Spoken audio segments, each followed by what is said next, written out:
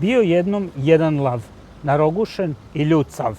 Da li je Peugeot 2008 ljut i narogušen, proverit ćemo danas na našem testu. Znate tu dečju pesmicu koju je napisao Duško Radović? U njoj je lav strašan, narogušen i ljut. Onako, baš opasan. No izgleda da je i Peugeot uradio opasno dobar posao kada je na tržište malih crossovera poslao novu drugu generaciju modela 2008. Prvu generaciju ovog modela Peugeot je predstavio još 2013. kao zamenu za 207 SW, budući da je već tada doneta odluka da ne bude karavan verzije novog 208. Francuzi su već tada naslutili na dolazeću popularnost SUV-ova i posvetili se njihovom razvoju. Restilizovana verzija ovog subkompaktnog crossovera pojavila se 2017. i zabeležila je sasvim solidne prodajne rezultate. Ipak, Peugeot je znao da se vreme zameni ovog modela bliži i u junu prošle godine to je i najavio za početak ove 2020. Što se i dogodilo. Pre nego što krenemo u vožnju sa 2008. samo da razjasnimo neke stvari. Druga generacija počiva na CMP, odnosno Common Modular Platformi PSA grupacije. I ovaj model je deli zajedno sa nekim automobilima iz B segmenta, malim gradskim pre svega, deli je sa nekim limuzinama iz C segmenta, kao i SUV-e, kao što je on sam. Sad, ovde je naglasak poseban stavljen na modularna. Zašto? Zato što ova platforma nudi dve različite širine vozila, tri različite mogućnosti međuosovinskog rastojanja i naravno tri različite nadgradnje. Zanimljivo je da cijela ova priča oko platforme otvara novu dilemu. Da li je Peugeot 2008 crossover ili SUV? Ako se držimo ustaljenog mišljenja, razlika je jednostavna. Crossoveri su bazirani na platformi automobila, a SUV-ovi na osnovi terenaca. Međutim, ovdje imamo jednu platformu koja se sada prilagođava tako da 2008 može da bude jedno i drugo.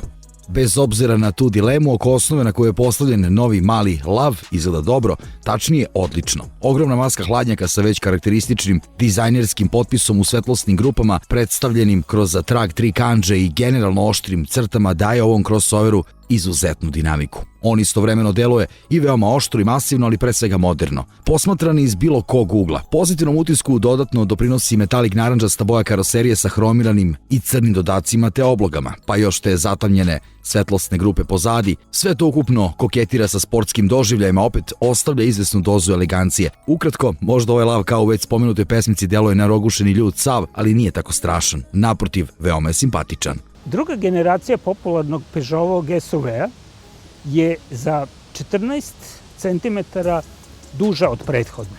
Ona je istovremeno i za 3 cm šira i 2 niža. Istovremeno, međuosovinsko rastojanje je povećano za 7 cm.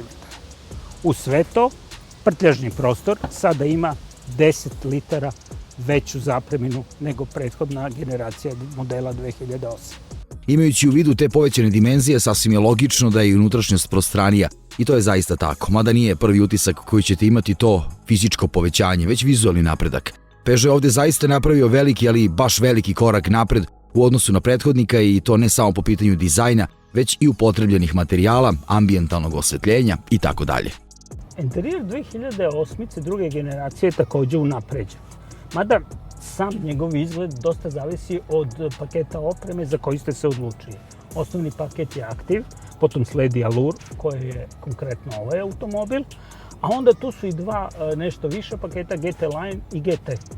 Međutim, i već od paketa Allure, znači ovoga, 2008. dolazi sa ovom veoma interesantnom trodimenzionalnom instrumentablom, kao i centralnim displejom od 10 inča.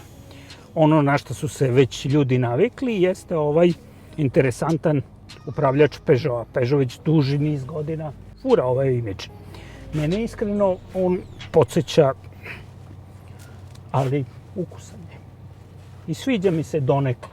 Malo zaklanja, ali čovjek se navikne.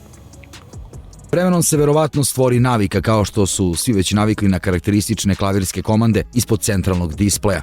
I onda se još iskoristi mogućnost dodatne personalizacije prikaza što na instrument tabli, što na centralnoj konzoli gdje je smešten ekran visoke rezolucije osetljiv na dodir od 10 inča, sve postaje prihvatljivije. Inače u prva 3 paketa opreme displeje dijagonale 7 inča, dok u najvišem GT je standardna oprema, što znači da se u ovom vozilu našao na spisku dodatne opreme. I taj spisak je ovde poduži, tako da podrazumeva i sve ostale savremene sistemske konekcije, te bežičnog punjenja mobilnog telefona, te čak 11 različitih asistencija u vožnji, kao i bezbednosnih sistema, uključujući adaptivni tempomat sa radarom, aktivni sistem kočenja, parking senzore, kameru i drugo. Koliko je ovaj francuski lav strašan u vožnji? Pa recimo da bi odgovor bio dovoljno. Pogotovo za porodične ljude koji nemaju sportske afinitete. Peugeot je za model 2008 namenio nekoliko pogonskih jedinica. Mi danas na testu imamo model koji pokreće motor od 1,2 litra. On u suštini ima i 130 konjskih snaga, 230 Nm. Šta može ovaj mali trocilindraž? Pa nema većih problema da se u kombinaciji sa šestostepenom manualnom transmisijom izbori sa nekih 1,2 tone mase koliko ovaj lav ima. I on je za gradsku vožnju, pa i za duža putovanja dovoljno agilan. Konačno, do 100 km na čas ubrzava za 8,9 sekundi. Maksimumna brzina mu je 198 km na čas. I ono što verovatno najviše interesuje jeste i potrošnja. Peugeot deklariše 5,3 litre na 100 km. U realnom životu i realnim uslovima to je nešto više. Kako bi se bolje prilagođavao različitim vrstama podloge, postoji mogućnost izbora moda vožnje u zavisnosti od stepena trakcije, normal, eko, pesak, blato i sneg. Budući da je pogon na prednjoj osovini, Peugeot 2008 je lako kontrolisati, baš kao i manji rođak. Model 208 okretan je i veoma dobrih manevarskih sposobnosti, što znači da se dobro snalazi u gradskoj gužvi. U dugim krivinama, kada se vozi brže, osjećaj na upravljaču je malo previše veštački, odnosno ne toliko direktan zbog asistencije elektronike, ali je u suštini ok. Oslanjanje je u skladu sa onim što smo navikli od francuske škole, tako da se neravnine na putu, bilo izbočine ili rupe u kabini, više čuju nego osete. Na kraju, ako sumiramo utiske, a već smo se složili da ovaj lav nije tako strašan, niti ima tako loše manire kao u već spomenutoj pesmici, onda on svakako ne zaslužuje da bude izbrisan sa spiska interesantnih subkompaktnih crossovera ili SUV-ova.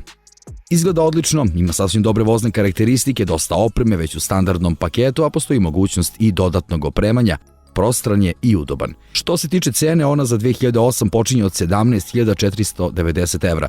Model koji smo mi imali na testu, a to je Peugeot 2008 1.2e 130 Allure, sa svom dodatnom opremom košta 22.790 evra. Realno to nije malo, ali u poređenju sa konkurencijom nije ni mnogo, pogotovo ako u obzir uzmemo sve ono što ovaj strašan lav pruža.